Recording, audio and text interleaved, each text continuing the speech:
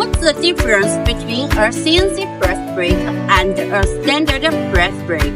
A CNC press brake uses an intelligent CNC control system that automatically calculates bending parameters with an accuracy of up to 0.01 millimeter. It also features dynamic deflection composition, making it easy to process complex workpieces.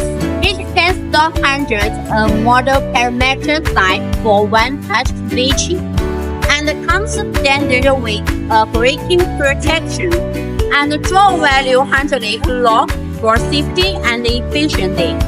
Standard press brake, on the other hand, rely on manual adjustment, resulting in limited accuracy and efficiency, make them more suitable for simple plant bending.